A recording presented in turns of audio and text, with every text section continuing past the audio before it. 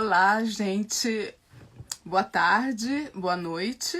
Para quem está me vendo da Espanha, para quem está me vendo do Brasil. E para quem me vê depois, porque esse vídeo vai ficar gravado, bom dia, boa tarde, boa noite, porque eu não sei a que horas você vai me ver. Eu sou a Beth Firmino e bem-vinda, bem-vindo ao canal Poética de Orixás. Este é um espaço de discussão, é um espaço de tocar alguns temas que são importantes dentro do que é uma pesquisa ligada aos elementos estéticos e culturais da matriz africana no Brasil ou fora do Brasil, mas vinculado às artes, vinculado à cultura, vinculado à educação. Para quem não me conhece, eu sou a Beth Firmino, Elizabeth Firmino Pereira. Eu sou atriz, sou artista cênica, sou arte educadora e sou pesquisadora. Sou doutora em artes cênicas pela Universidade Rei Juan Carlos, da Espanha. E a minha pesquisa é sobre os elementos estéticos e culturais do candomblé e a aplicação disso ao processo criativo e ao elemento cultural. E você é muito bem-vinda sempre, muito bem-vindo a esse canal, porque os temas que eu estou abordando aqui são temas bastante pontuais e hoje é segunda-feira, é um dia muito especial porque é o começo da semana. Dentro da religião de matriz africana, é o dia que a gente saúda Exu, Laroe Exu, Laroe Exu, Laroe Bombogira, ou seja, todo o que seja caminhos. Então hoje é o dia onde a gente abre os caminhos. E eu abro os caminhos falando justamente da importância de descolonizar o olhar. E descolonizar o olhar é algo que tem muito a ver com a maneira como a gente vê o mundo, como a gente vê a cultura e como a gente se vê dentro dela.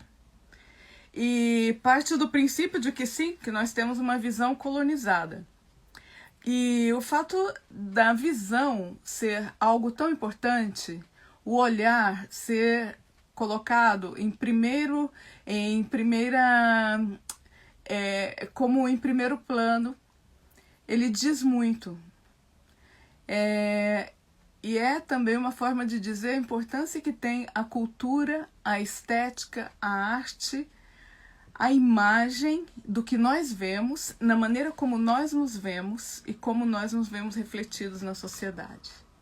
Então, antes de descolonizar mentalmente, antes de descolonizar socialmente, politicamente, a gente descoloniza o olhar, porque é a nossa visão de mundo que faz a diferença em como a gente se coloca, como a gente se posiciona, né?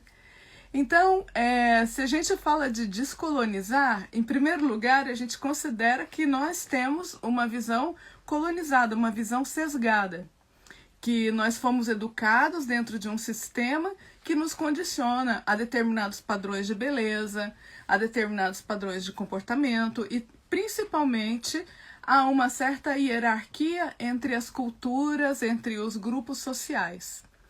E quando a gente fala da matriz africana, principalmente no Brasil, como sendo parte da nossa formação, ou seja, é praticamente 1/3 da formação étnica e cultural do Brasil, que na realidade não é 1/3, na realidade é mais de 50%. O Brasil em si, ele pode ser considerado um país branco porque houveram várias políticas de branqueamento ao longo da história. A mais recente foi quando, um pouco antes da abolição da escravatura, quando tanto o Império e depois a Nova República realizou uma política de imigração para favorecer a imigração europeia e não colocar a comunidade de origem africana em uma situação de liberdade e como trabalhadores integrados à sociedade. Então essa integração não ocorreu e o medo era justamente que o Brasil se convertesse em um país como o Haiti, que teria uma maioria negra e que seria ingovernável. Então, por isso, a gente pode até ser considerado uma população branca, quando na verdade nós não somos, e mais de, não é 30% não, é mais ou menos uns 50% é a nossa porcentagem que a gente tem dessa herança africana, que é muito desconhecida. E outra coisa, quando a gente fala também de descolonizar, a gente tem que lembrar do colonialismo, porque se a gente vai descolonizar, a gente está saindo de um certo colonialismo, né? E aí chegamos à conclusão de que a nossa cultura, a nossa educação, a nossa visão de mundo, ela é eurocêntrica, que nós recebemos essa visão eurocêntrica do mundo e que tudo o que não se encaixa nisso é considerado feio e fora de lugar. Porém, essa visão, ela é questionável e ela está sendo questionada durante já há décadas, e principalmente no século XXI, porque a gente não pode falar de colonização ou de descolonização sem recordar o processo de colonização que a África sofreu depois da escravidão, depois de toda, né, depois da diáspora, depois de todo o esvaziamento humano, ainda sofreu um processo de colonização europeia durante mais de 100 anos. Então, isso deixa marcas. Porém, desde o século XX, né, principalmente a partir da segunda metade do século XX, essa situação vem mudando e os países vão recebendo, vão conseguindo obter a sua liberdade e o seu processo de independência. E ainda está em luta, ainda está.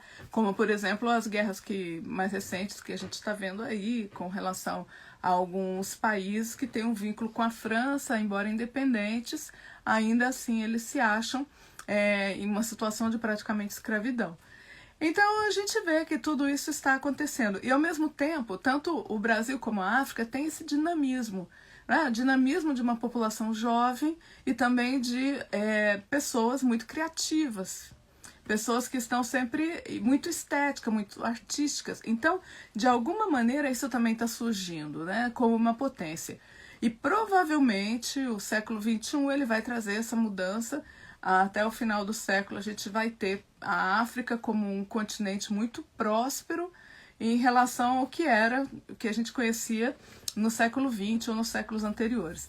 E aí a importância da gente descolonizar o olhar, para que a gente tire da nossa mente, ou da nossa visão, ou do nosso campo de visão, uma ideia de que o que nós conhecemos em uma geração, em uma existência, é a realidade única.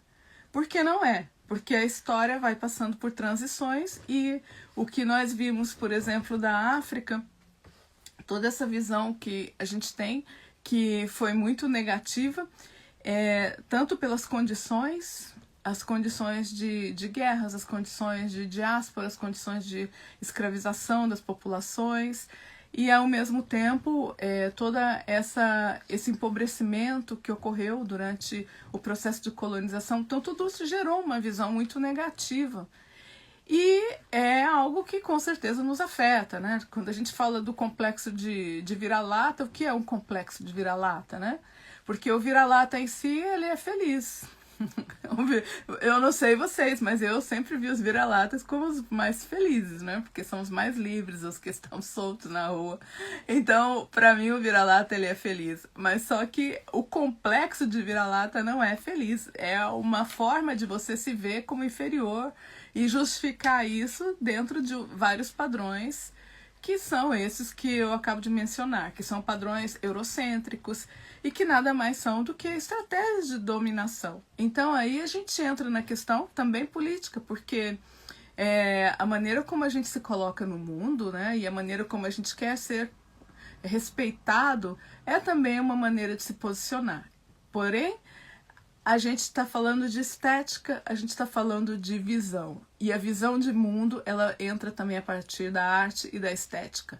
E entra a partir dos padrões de beleza, entra a partir dos signos de referência, que, por exemplo, no que eu pesquiso, que é o candomblé, os elementos estéticos do candomblé são muito ricos e abundantes. Então, é mais ou menos para a gente pensar que essa beleza que a gente vê, ela é também uma maneira de lidar com uma situação de submissão social, política ou mesmo até militar de séculos, né? É uma forma de recuperar um pouco essa pulsão de vida. E isso a África está sabendo fazer, porque a gente vê, por exemplo, a Nigéria, que desponta como um polo de cinema. A gente vê também outros países que sempre tem uma produção cultural muito rica. Então, aos poucos, essa indústria cultural ela também vai movendo e vai movendo a sua identidade. E, por outro lado, a questão de recuperar as tradições passadas. E as tradições passadas que normalmente elas foram muito combatidas justamente como uma estratégia de dominação. E assim as religiões tradicionais, das quais o candomblé é uma referência que eu digo, ele é uma consequência, né? Porque foi um processo de elaboração no Brasil, mas que veio dessa matriz africana, que veio de cultos e tradições que haviam ali. E toda a questão da cultura, da estética e principalmente da maneira como as pessoas se veem. E por outro lado, a gente também deve considerar que, além das mudanças sociais e políticas que estão acontecendo no mundo, especialmente em relação ao sul global, do qual o Brasil forma parte, e também a África, né, que são países que passaram por muitos anos de submissão, de limitações e que agora estão começando a despontar e que tem muita possibilidade de se desenvolver, especialmente porque tem populações jovens e a economia precisa dessas pessoas para se movimentar. Mas claro que muita coisa falta ainda. Porém, a gente olha para o nosso lado, para a nossa situação como brasileiros, também como uma oportunidade para nós nos reinventarmos e também para mudar um pouco o conceito que nós temos. Mudar um pouco essa visão negativa que a gente tem, especialmente da nossa parte africana, que é muito importante na nossa formação. Então, eu sempre me pergunto como é que nós vamos chegar a reconhecer o nosso lugar no mundo e, ao mesmo tempo, reconhecer o nosso valor se a gente negar isso tão importante que temos, que é a parte africana. Ou pensar que por exemplo, uma mesa que falta uma perna, ou pensar que é algo que não tem valor. Então aí está a questão de descolonizar. Descolonizar o olhar. É olhar para as coisas pela sua beleza intrínseca, não pelo que contaram ou que nos colonizaram a crer, tá? E assim, dentro dessa questão, eu imagino que o mundo daqui a 50, 100 anos vai ser muito diferente do que a gente vive hoje, justamente porque a economia vai mudando e os países também que estavam em situações assim, de muita pobreza, eles também estão gerando riquezas e estão começando a ser ouvidos no mundo. E por outro lado, cada um tem as suas culturas e as suas tradições. E a cultura e a tradição é um direito humano muito negligenciado. Tanto é negligenciado que todo mundo fala dessa Agenda 2020, né, que são os objetivos sustentáveis para o milênio. Creio que são 17, mas um detalhe importante é que ali não figura a cultura. A cultura foi excluída dessa agenda. Então, por aí, a gente também já começa a ver que a cultura ainda não foi assimilada como um elemento que não vamos dizer que não foi assimilada como um elemento importante. Eu acho que ela foi assimilada como um elemento importante, sim, mas provavelmente foi considerado um elemento perigoso. Então, imagina isso, a cultura ela foi considerada como um elemento crítico e por isso ela não está incluída nessa agenda, que alguns dizem que é até uma agenda de dominação global. Nesse ponto, eu que sou uma profissional da cultura, eu me sinto até lisonjeada. Muito obrigada, viu? Mas assim, independente disso, a gente sabe, e eu vou comentar com vocês, que existe uma preocupação com a diversidade cultural e a diversidade como um direito. E isso já é uma preocupação da Unesco. Tem esse livro aqui que eu considero muito interessante, Eu coloco aqui, mas ele não vai ler porque ele lê ao contrário, a câmera está lendo ao contrário. Mas esse livro aqui, ele foi escrito por uma jurista e professora espanhola que se chama Beatriz Barreiro Carril, que inclusive é muito jovem, ela deve ter no máximo 40 anos. O direito, la diversidade cultural en el derecho internacional en la Convención de la UNESCO. E aqui ela fala da Convenção da UNESCO que houve em 2005, que foi em outubro de 2005, que no ano que vem já vai cumprir 20 anos, e foi uma convenção justamente sobre a diversidade e a cultura como um direito. E não apenas como um direito, mas como um elemento que gera valor na sociedade. Gera valor, gera paz e também gera economia.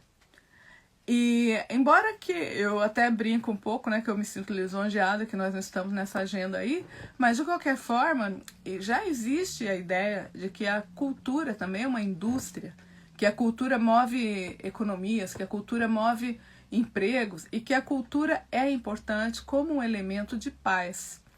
E esse livro, que é muito interessante, da professora Beatriz, ela fala como o conhecimento e o respeito à diversidade cultural é um fator de paz. E a paz é um fator de prosperidade.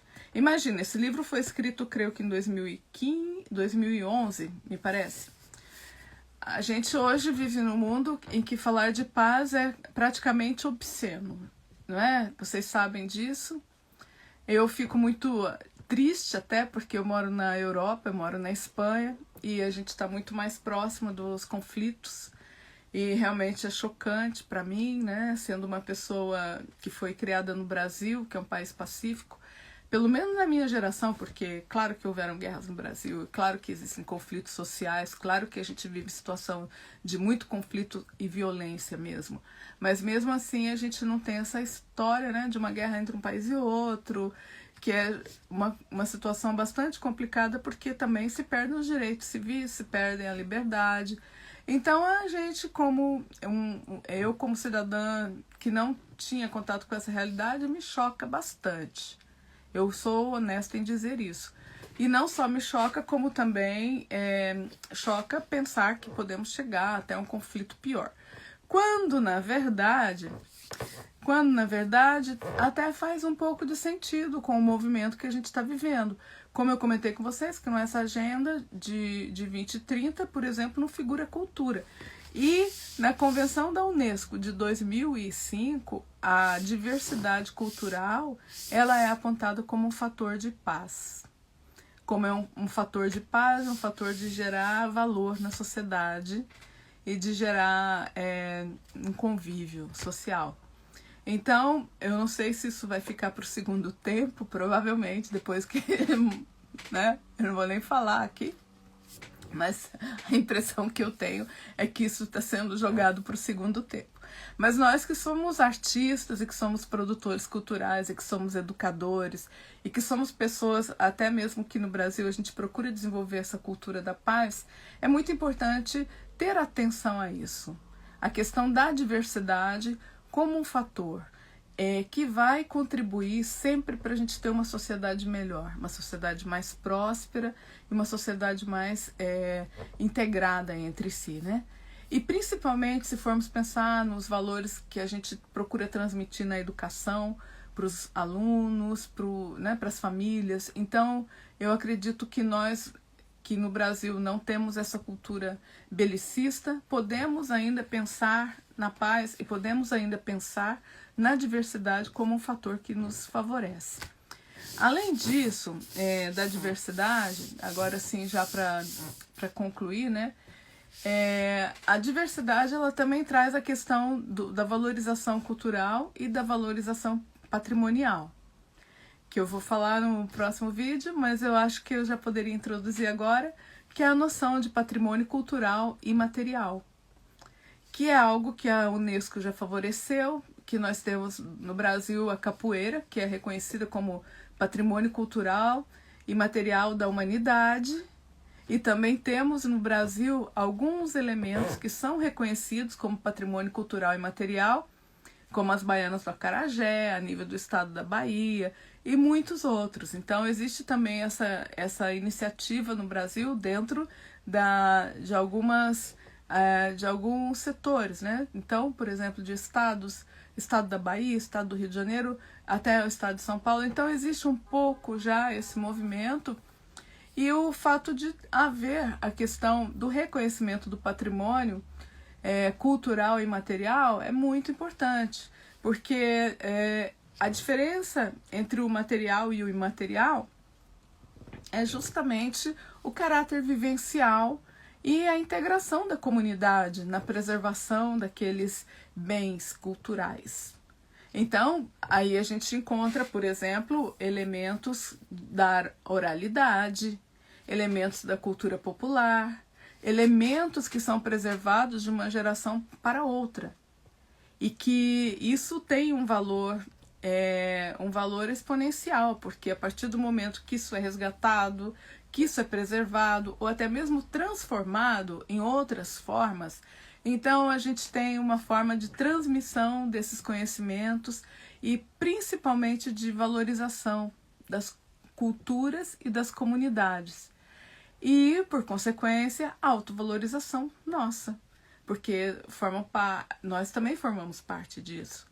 Então, eu vou estar falando aqui sobre isso, porque eu considero muito importante a gente ter essa noção, né, de que, embora o mundo, parece que eu tenho uma impressão de que o mundo andou para trás, pelo menos na parte que eu vivo do mundo, né, na Europa andou para trás, no Oriente Médio andou para trás.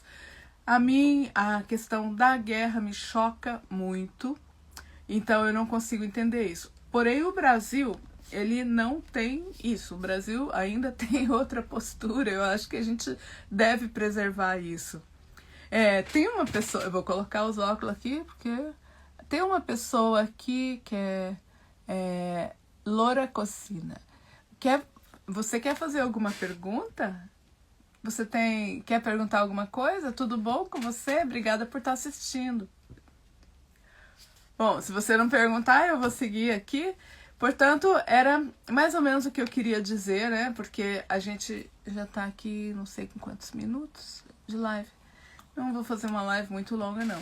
Mas, assim, o que eu tenho para dizer é isso. É que é muito importante a gente compreender a importância de descolonizar o olhar. E descolonizar o olhar significa abrir os olhos para coisas que a gente não vê.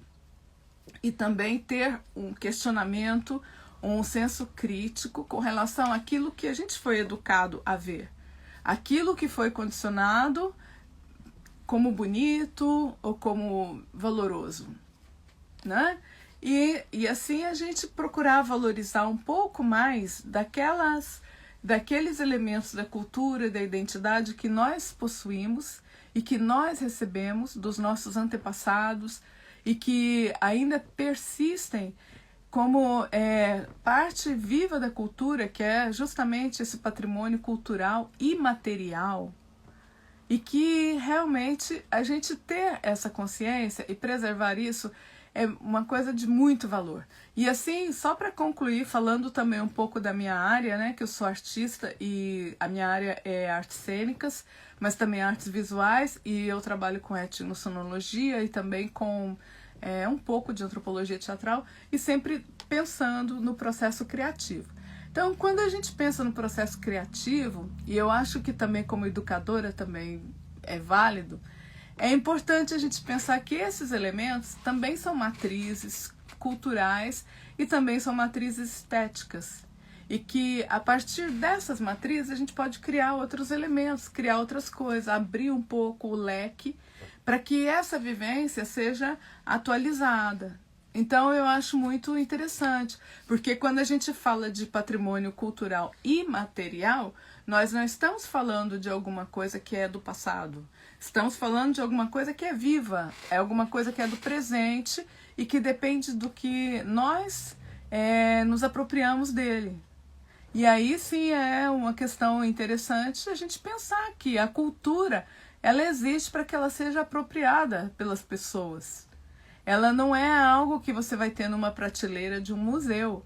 A realidade cultural, ela é algo que você tem que trazer para sua vida. E a arte, ela é isso. Mesmo que você tenha, por exemplo, que todos nós vejamos tudo no museu, um dia algum artista pegou aquele lá e dentro do que ele conhece, dentro da arte dele, ele transformou em outra coisa. Mas a influência está ali. E esse processo de transformação é que é importante, que é o nosso processo de absorver isso e de significar e ressignificar para a nossa vida. Então, amigas, amigos, descolonizar o olhar é isso. É, em primeiro lugar, abrir os olhos. É não acreditar em tudo que te contaram. É duvidar sempre e principalmente quando isso não é bom para nós, entende? Procurar ter essa visão para poder dar uma volta em muitas coisas do que a gente vê e principalmente transformar e ressignificar. Seja através da arte, seja através da educação, seja através da própria recepção artística, de você ver algo ou de você participar de algo. Então é isso. Eu gostaria de agradecer as pessoas que assistiram a este vídeo. Ele vai ficar gravado no meu canal do Instagram e também no meu canal do YouTube.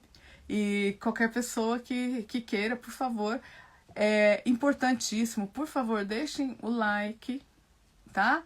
Porque eu vejo que muita gente vê os vídeos, mas não deixa o like, porque isso é o que vai fazer com que esse vídeo vai chegar a mais pessoas.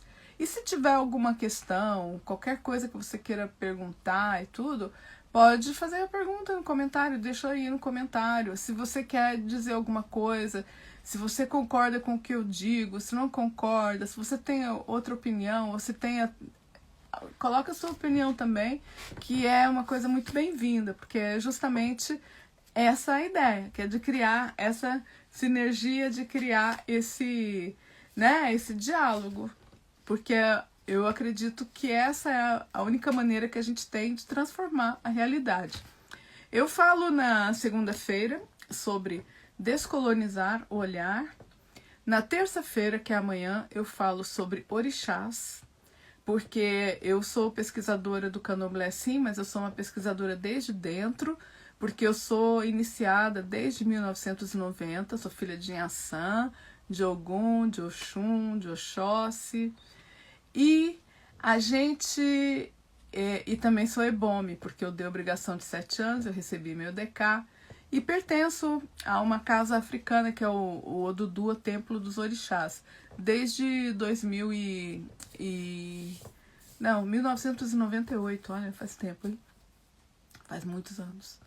Que foi a minha terceira casa onde eu estou, né? Eu fiz a minha iniciação em Ifá ali também, em 2001. Com Babá Fabumi, então eu também sou uma pessoa do culto de Ifá. Eu tenho tudo isso na minha tese doutoral, porque o meu trabalho também foi sobre o candomblé, então eu tive o cuidado de trazer um pouco para as pessoas conhecerem. Então quem quiser, tem interesse, pode ler também a minha tese, que ela está na internet, vocês podem encontrar no meu canal alguma coisa da minha página web, que é betfirmino.com. E na minha página ali tem lugar que você pode encontrar sobre mim, você vai encontrar publicações e vai encontrar também o link para a minha tese e também o link para outras coisas que eu escrevi, para congressos que eu participei, para artigos que eu publiquei e mais, e vídeos das minhas performances, do meu trabalho artístico, vocês vão encontrar muita coisa, tá? Porque eu faço questão de divulgar e eu trabalho com poética de orixás, que é o que eu estou desenvolvendo depois do meu doutorado, né? Que é justamente o meu método de trabalho, que é um método de trabalho tanto de análise como de criação. Então, é um método que se baseia justamente nesses elementos, né, estéticos, culturais e principalmente nessa ebulição, nessa transformação, que é o que a gente está vivendo e é o que a gente vai viver, né, nos próximos anos. E eu acho que se você for ver os jovens, as pessoas que estão aí, tem muita gente sim que quer viver essas experiências, que quer recuperar essas informações que estão dentro delas realmente, porque afinal a gente guarda essa herança dentro de nós. E hoje o ritual, a arte, a ciência, a tecnologia, está tudo integrado. Eu sempre tive tudo isso no meu trabalho e tal, e tenho, eu acho que é muito interessante, sim. A tradição e a modernidade se conectam, a gente não perde as coisas que realmente são de valor. Aí está, o que a gente perde é aquilo que não tem valor, aquilo que é supérfluo, que muitas vezes até é caro, que a gente gasta muito dinheiro e tempo com coisas que não tem nenhum valor para nós. Mas as coisas de real importância a gente não perde, elas estão ali, às vezes estão adormecidas e basta a gente abrir um pouquinho mais o olho e a gente encontra, tá bom? Bom, então, bem-vindos, por favor, deixem like, se inscrevam no canal, compartilhem, façam seu comentário. E se tiver qualquer dúvida, qualquer pergunta, qualquer coisa, para mim é um prazer poder responder, tá bom? E muito obrigada por estar aqui, por ver esse vídeo. Tchau!